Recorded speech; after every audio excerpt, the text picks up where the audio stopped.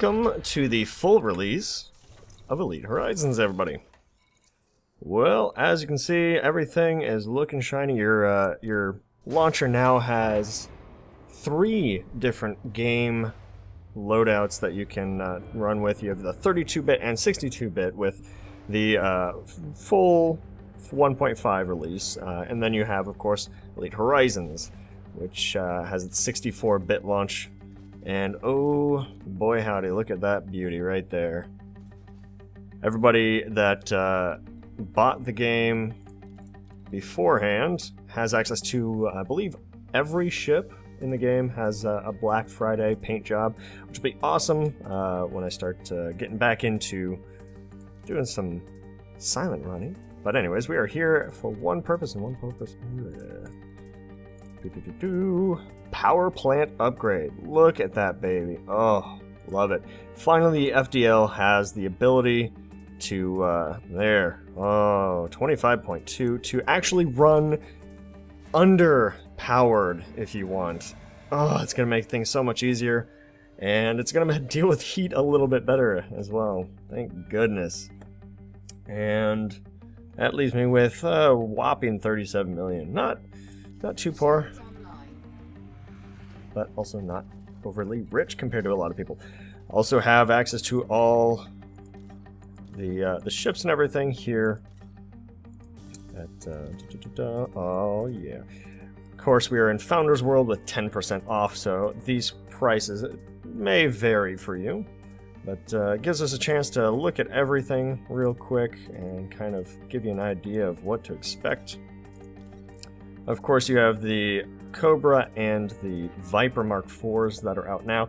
Personally, the Cobra Mark IV is worthless. It is slower boosting than even, I think, a hauler. It is just absolutely horrendous. I'm not sure why it even exists in the first place.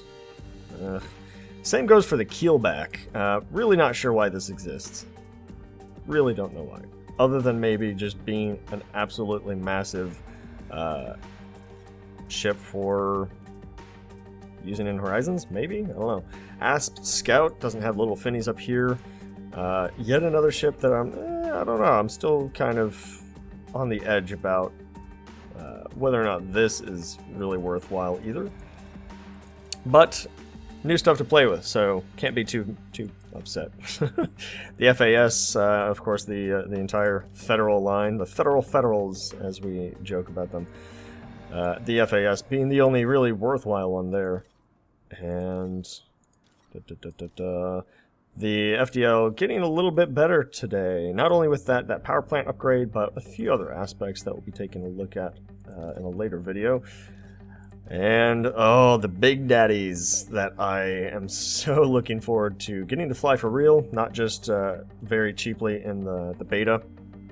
I do have some stuff from that, but the Cutter and the Corvette, of course, with that 10% off, a little bit cheaper. I believe the Corvette actually is around 189 or 179 at least. And then the Cutter's closer to 200 for actual price. Right now, though, if you go to LHS 20 and dock up there, there should be about a 15 to 20%. I believe it's 15%. Take off of the price in total, so that brings the Corvette down closer to 150 million, I believe. And of course the Cutter drops down a little bit more as well. So those, especially coming into PvP, personally, I'm really interested to see how those handle. Essentially the Corvette handles better than an Anaconda, but it's essentially the same deal as a larger fighter kind of a thing. Not sure that these can really be considered frigates. But matter which way you go, this, let's see, the Corvette, I think max is out around 590-ish for hauling. The Cutter, like 700 something. So obviously this being the choice for haulers out there. But not bad, not bad. Those will be tons of fun to play around with. But today we're going to actually grab ourselves a Viper Mark IV because I greatly enjoyed playing around with it in the beta. And let's go ahead and store our FDL. It's going to be kind of annoying getting these ships out of Founders World, but that's alright. So what's different from the beta that has been put into full release? Well, I will be putting the patch notes into the description below, so feel free to go ahead and pause the video and go take a look at that. It's gonna take you a while to read through. I'm just warning you. It's absolutely massive list. Kind of props to FD for that, actually, because they have really impressed me with how they've handled Horizons, especially this particular release. So far, at least, I will put a qualifier in there.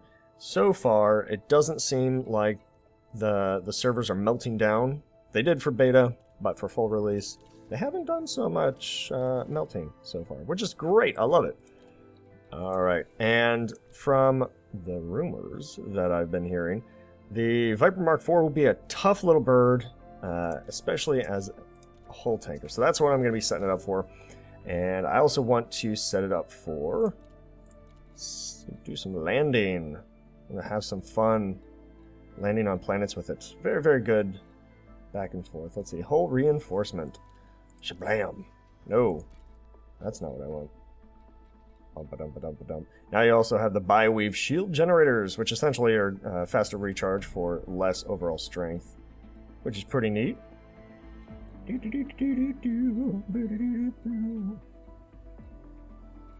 Alright, that is correct. I was trying to use, unfortunately, a Class 1.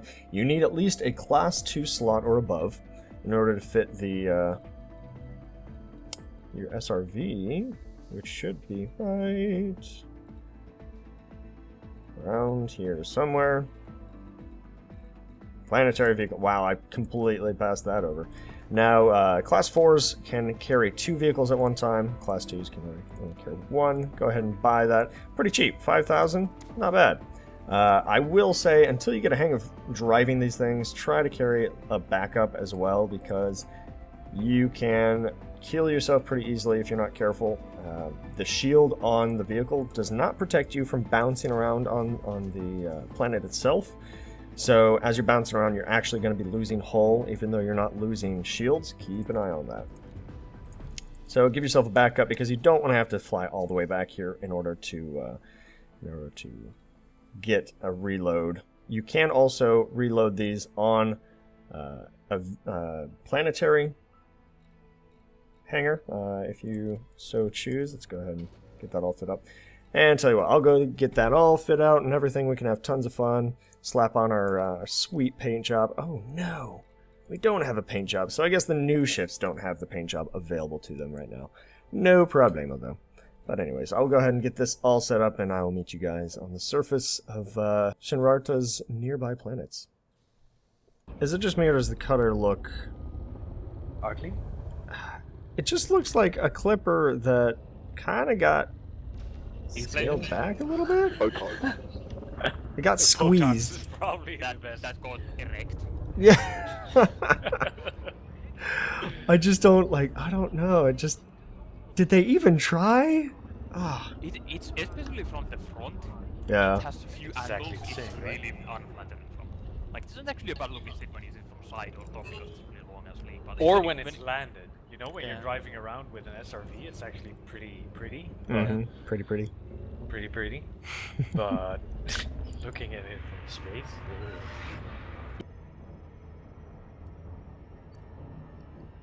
Alright, so it turns out the Shinrarta A1 looks like Swiss cheese. See if it gets any prettier when we get closer. Orbital flight engaged. Well, that little bit is new.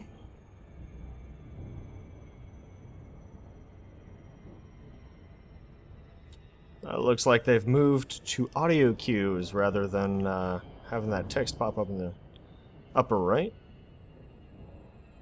And it looks like we might have Commander waiting for us as well. See if we can get into glide mode.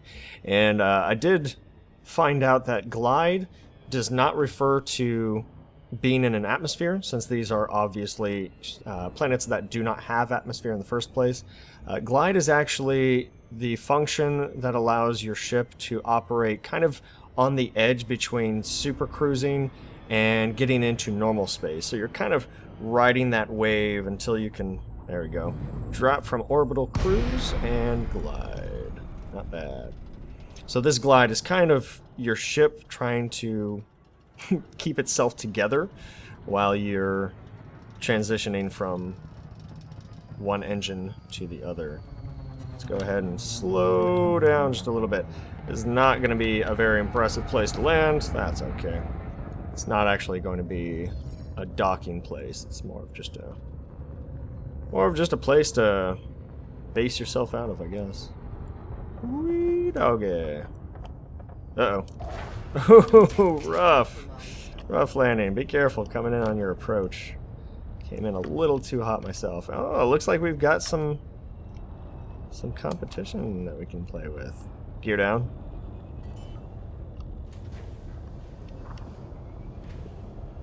Now, as you saw, you do need specific.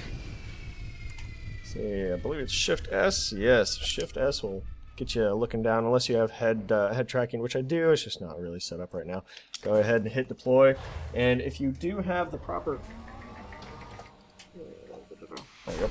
If you do have the proper settings already mapped, you can immediately transition to a 360 controller, as I am doing. Alright, here we go. And I will say that if you have the capability, having head look is extremely useful when it comes to the SRV, because you have this giant canopy that you're able to look around in, but if you aren't able to take advantage of that, kind of sucks. Not to be able to look one way and drive the other. Ooh. But we have here the little sentries, or little NPCs that we can kind of do battle with, so we're going to go ahead and have fun with that. On guard! Die! Ha ha ha! Let's see if we can't kite him around a little bit. We are earning ourselves a bit of a bounty, but that's okay.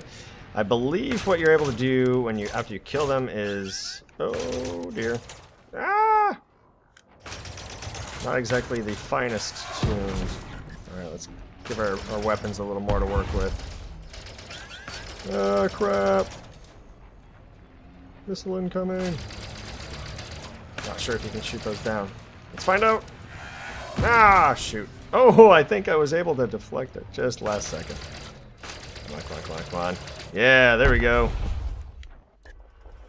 Let's go back and hit that last one real quick. But let's go look at the wreckage as we do so, shall we? Ba-ba-da-ba! Nothing? We got anything? No, it looks like you can just down them. Alright, go ahead and show you real quick while I'm headed back there. If I can get enough air. We do have 0.99 G, so pretty heavy gravity. I think so, huh? Oh! Got tagged. That's okay. Go ahead and take that puppy out. Anti-missile measures! Nope. Not gonna happen.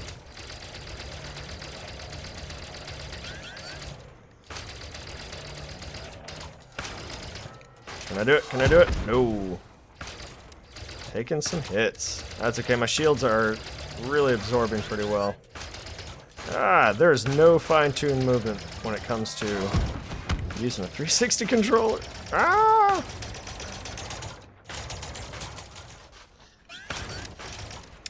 But this is essentially what Horizons boils down to. Exploration, and I'll be incorporating this, kind of using it more as a story tool than an actual mechanic that I will be able to garner much content from immediately. While it is kind of fun to just trespass, log, leave area to avoid sanctions. Sanctions? Interesting. Transgression white. Noted. Alright, let's go ahead and head back here. So I guess there are restricted movements when it comes to planetary exploration, but you can be a rebel. Rebel without a cause if you really want to. Good lord. This 360 controller is not helping. There we go. Got the last sucker down. Now, I believe in one of the leader betas they did add kind of a mesh to the planets to increase how good they look so that they don't look plasticky, they just look natural. And there is, let me go ahead and show you, a little setting in your options. Under graphics, it's going to be all the way at the bottom. And it's definitely one, if you're into the planetary thing, crank that terrain work all the way forward. If you have the card that's able to handle it, that's going to make everything look less flat and untextured, and a little bit more, hopefully, lifelike and interesting. Woo-wee. So, welcome to Horizons. Hope you guys are going to have some fun. I know there's a lot of buggy races already. The SRVs, pretty much just perfect for terrain racing and doing relays, that kind of thing. So keep your eye on Reddit and on various YouTube channels. I bet you'll be checking out all that fun stuff. Wow, okay, this is... I'm used to very, very light G's. Not in 0.99. There we go. Alright, and then in order to, of course, dock yourselves, go ahead and come a little bit forward into the docking point. Come on, there you go. So you can transfer cargo if you were able to gain anything when you're out and about, or of course you can board ship. If you dismissed your ship, make sure to call it back, obviously. Here we go, and we can, of course, seamlessly transition back to our HOTAS. Not a bad deal, I would say. And then all you have to do is thrust her up just a little bit, and it'll release. And there you go. All you have to do is quite literally point yourself to the stars. Bring your gear up.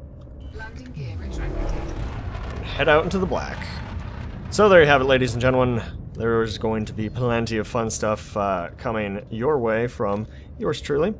And not only kind of just looking at all the different aspects of Horizons that you can play with and all the stuff that's been added with Horizons with respects to ships and the modules, some of the mechanics that have been changed, bringing shield tanking a little bit closer to hull tanking, kind of buffing hull up to hopefully be equivalent, if not, at least a little bit closer. Get ourselves out of here. All that various nonsense. So, thank you for joining me once again. Fly safe or fly dangerously, depending on your vocation. And in the meantime, I'll see you guys in the black and in the next video. Cheers. You've got some blood on you.